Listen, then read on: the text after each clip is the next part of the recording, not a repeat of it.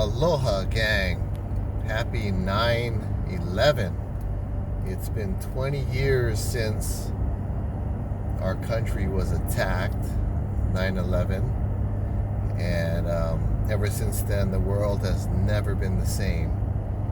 And as I'm driving today, I'm kind of thinking about the men and the women that I was in service with at the time, and what we were doing, how life was back then, and how awesome it was until that day, and then everything kind of changed. And I'm not saying that life is bad, it's just the world changed that day pretty much forever. I remember before that, you could go to the airport, you could have your entire family go to the gate with you if you wanted to.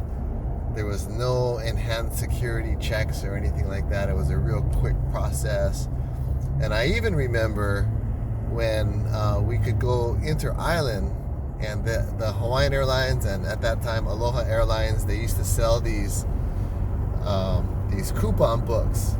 And so there would be specials sometimes where you could buy the entire coupon book and show up with your ticket in hand and get on the flight. It's like catching a bus. It was awesome. And then, of course, 9/11 happened. The world kind of got shook up a bit, and everything kind of changed from then. You know, there was a lot of uncertainty.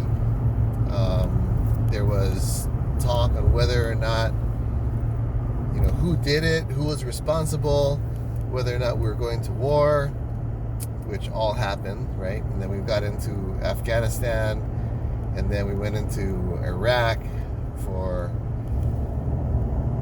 nuclear, chemical, and biological weapons that what they supposedly had, which turned out that they didn't even have. And so we've been there ever since.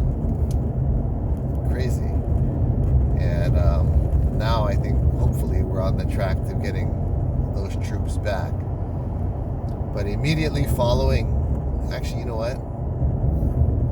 The day of the attack, I'll never forget where I was. I was actually sound asleep, and my phone started ringing off the hook. And it wasn't a cell phone; it was a regular landline, and it was just ringing and ringing and ringing and ringing and ringing, ringing and ringing and ringing and ringing and ringing. And then it would stop, and the machine would pick up, and then it would ring again and again. Finally, I was like frustrated that somebody was just trying to call so hard.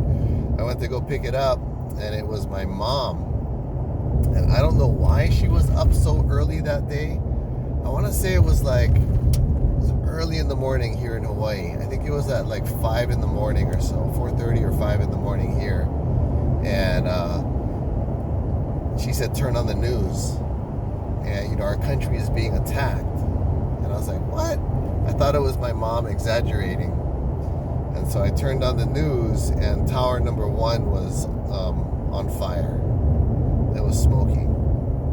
And so I was like, how could that possibly happen? How could it be that an airliner on a crystal clear day, they said a plane hit the tower, on a crystal clear day would fly directly into the side of one of the tallest buildings in the world? It just didn't make any sense to me whatsoever.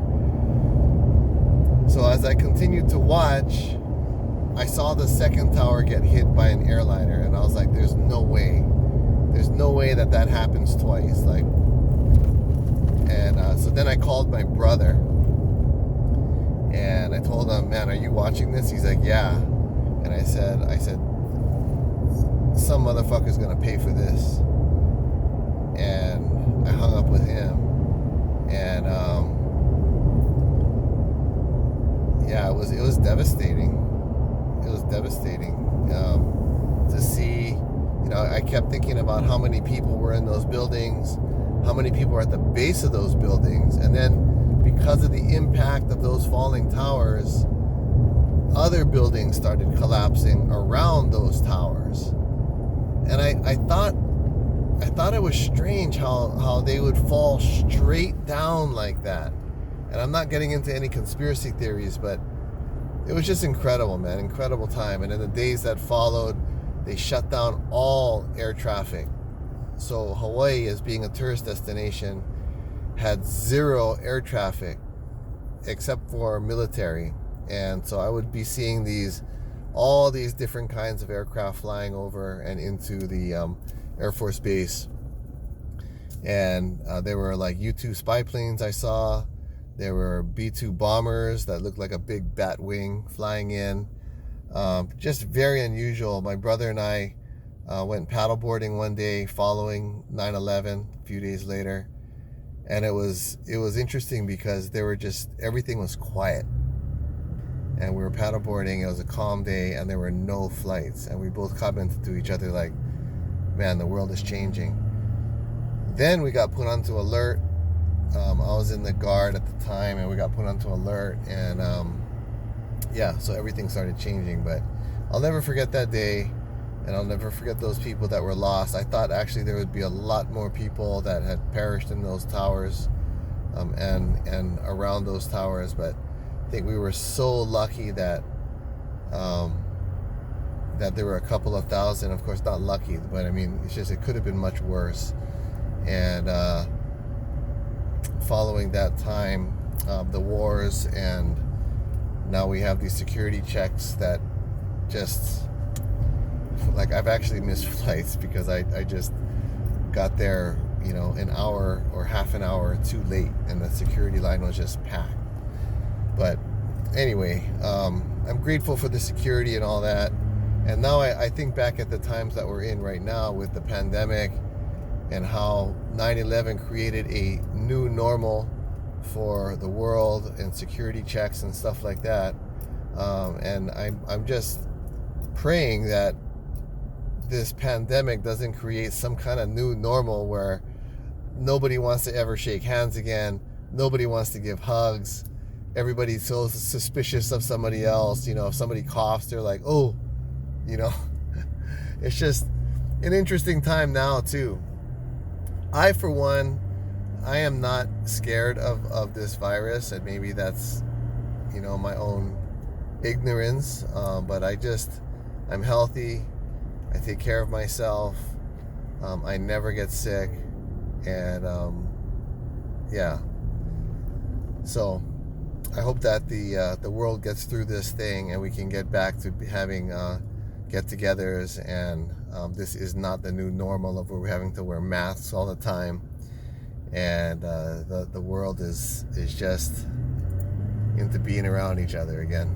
So 9/11, 20 years, man. I to all those who fell that day, thank you.